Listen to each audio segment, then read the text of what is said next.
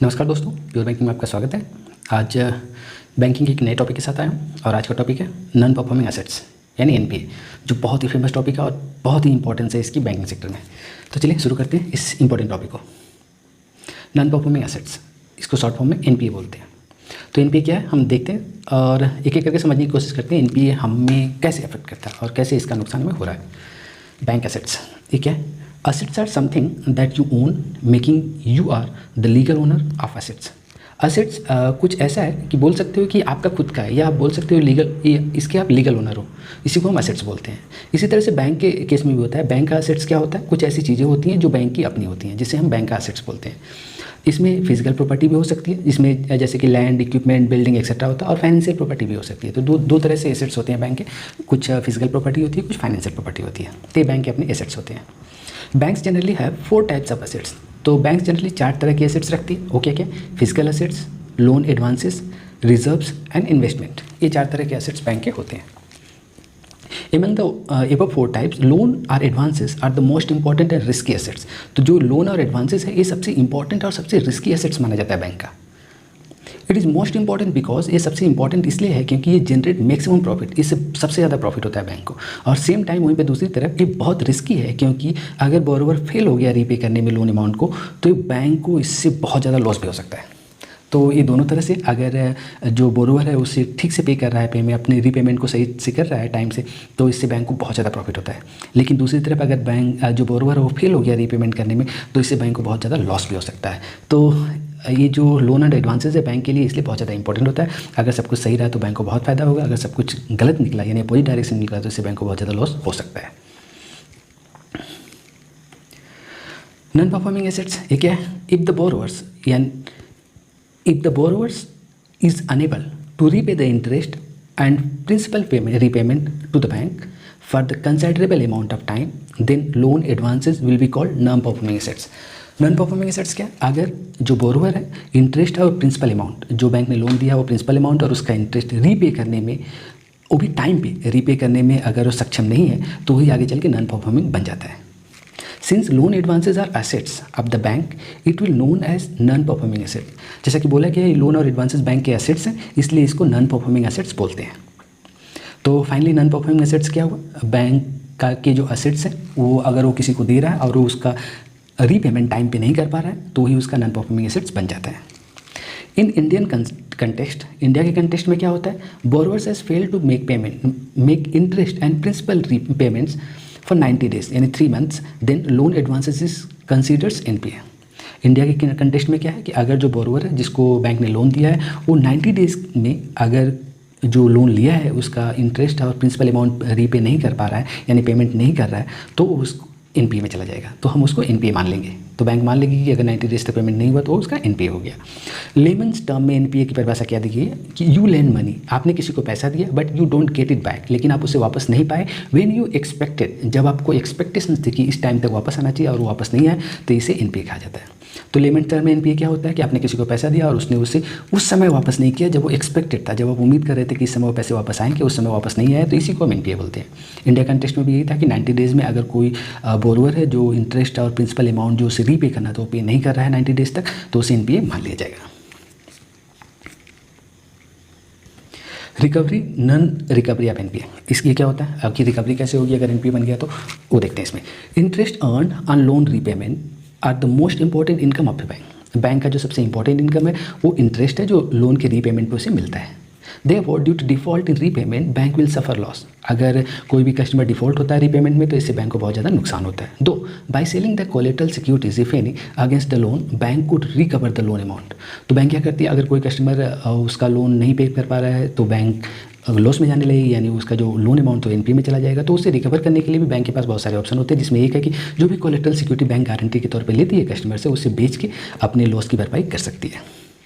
The process of selling the securities with the help of assets reconstruction companies and they will charge fee is tedious and long-term job, and even the seizure of the mortgage or hypothecation etc. is difficult process। तो बोला ही जा रहा है कि bank तो इस तरह से अपना रिकवर कर लेती है, लेकिन ये जो प्रोसेस है, इसको बेचने का जो प्रोसेस है वो काफ़ी बोरिंग है, काफ़ी पेचीदा है और उसमें बहुत टाइम लगता है, टाइम टेकिंग जॉब है, बहुत ही डिफिकल्ट प्रोसेस है। तो इसको करने में बहुत टाइम जाता है और इसमें बैंक का अपना जो टाइम कंज्यूम होता है उसमें वो बैंक और ज़्यादा बिजनेस कर सकता था, लेकिन वो फालतू की चीज़ों में फंस जाता है। लेकिन ये तब होता है जब कस्टमर पेमेंट नहीं टाइम पे कर पाता। तो बैंक भी नहीं चाहता कि कोई कस्टमर डिफॉल्ट में जाए, क्योंकि डिफॉल्ट में जाने के बाद उसको बहुत टाइम देना पड़ता है और एक लंबे प्रोसेस से गुजरना पड़ता है उसे रिकवर करने के लिए। तो बैंक इन चीज़ों से बचने की कोशिश करता है और इसलिए ऐसे कस्टमर को लोन देने की कोशिश करता है जो पूरी तरह से केपेबल हो पेमेंट करने के लिए।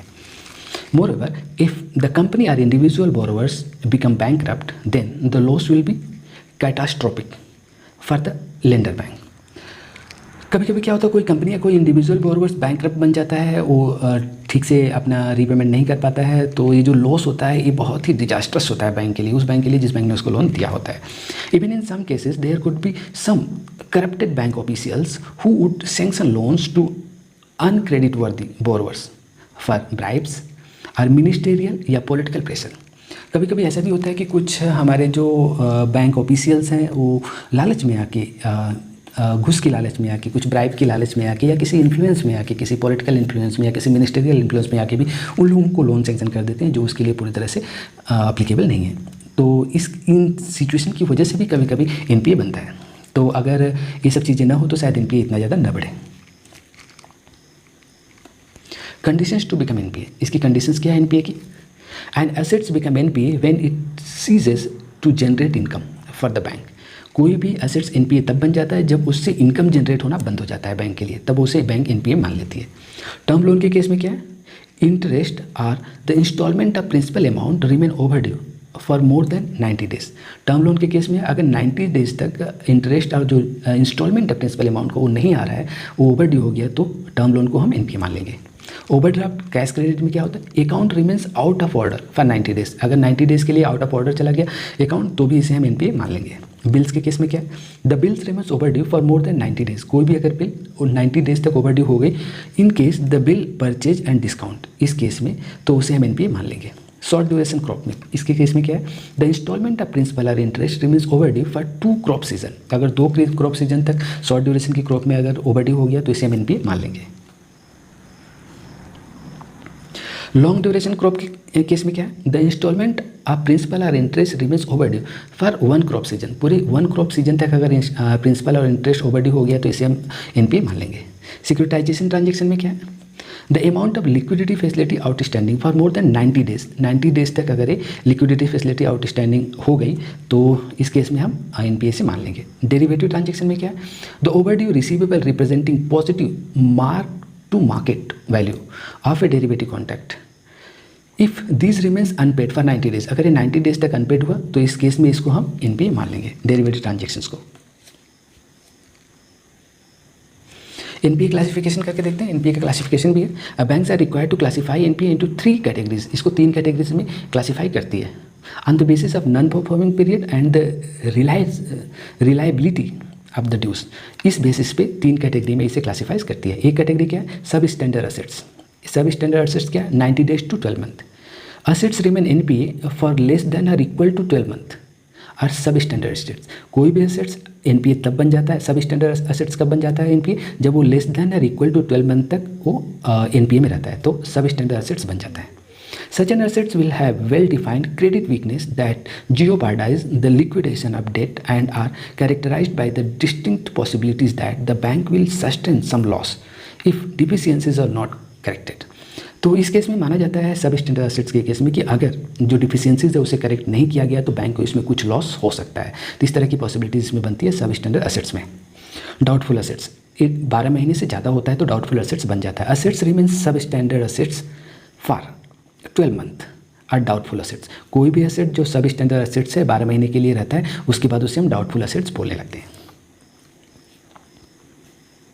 इस केस में क्या होता है? Such an assets will have all the weakness inherent इन सब स्टैंडर्ड असेट्स। इसमें भी उसी तरह की वीकनेस होती है जैसे सब स्टैंडर्ड असेट्स में होती हैं, with added characteristics that the weakness make collection और liquidation in full on the basis of currently known fact, conditions and values highly questionable and improbable. तो कुछ चीज़ें सेम रहती हैं जैसे कि सब स्टैंडर्ड असेट्स में होती है उसे डाउटफुल असेट्स में होती है, लेकिन इसका टाइम पीरियड 1 साल से ज़्यादा हो जाता है तो इसे मानते हैं कि डाउटफुल असेट्स है। इसमें भी चीज़ें वही रहती हैं, फैक्ट्स, कंडीशंस, वैल्यूज सब कुछ उसी तरह से जाना जाता है और ये भी बहुत हद तक क्वेश्चनेबल और इम्प्रोबेबल है।